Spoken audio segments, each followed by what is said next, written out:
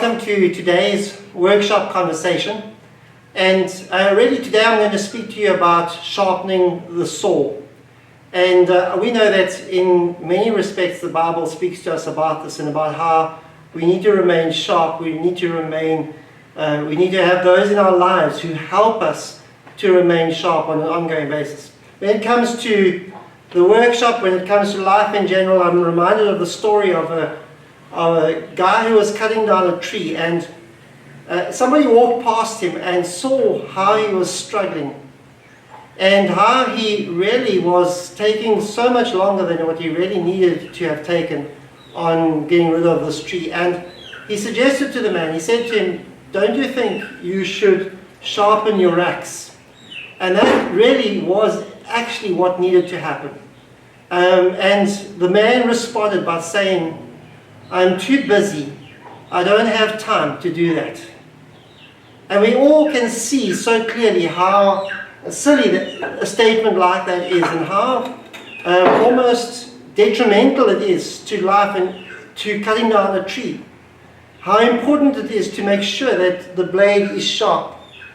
We know that in a workshop it is so important to work with tools that are sharp. Sometimes it means going and buying a new blade for a saw. Sometimes it's having the blade that you have sharpened. I know that I've already still got the sign, the Spyro sign on here from the last time this saw was taken in to be sharpened. In the old days they had lovely old oil stones that could be used to sharpen tools like knives or chisels and so on, and to be able to still sharpen the saw in that respect.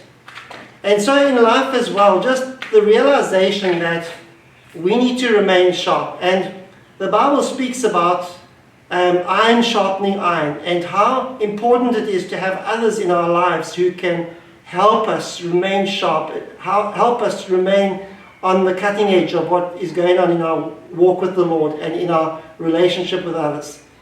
And so today, really just that is my encouragement to you. I know that when I'm working with this radial arm saw, I don't always have a sharp saw blade in here, because maybe I'm like that guy who was cutting down the tree and I need to get something done quickly, but I don't have the time to go and get a new blade, or I don't have the money to buy a new blade, or don't have time to have it sharpened. And so you end up doing inferior work because your blade is not sharp. Your tools are not sharp.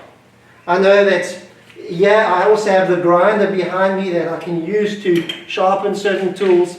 And upstairs in the house, I have something I can sharpen knives with, but I don't always do it. And I think that's the challenge that I have for myself and for you, that we keep and we remain sharp, and that we do that in a variety of ways. One of those is by relating with others who can help us, who can hold us accountable, who can strengthen us in our faith, who are there like Paul was for Timothy, so to speak, and who was a mentor to him, and who helped him in his walk and his faith and with the Lord Jesus Christ.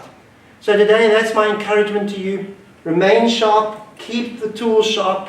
If you're working in the workshop, make sure that you're working with sharp tools. I know that if you're cutting material and you're cutting cloth to make a dress, how important it is to have a sharp pair of scissors. And I know how often I was in trouble with my mother when I would use the scissors that she would use for cutting cloth to cut paper or cardboard with, because it is so imperative, it is so important that you work with a tool that is sharp.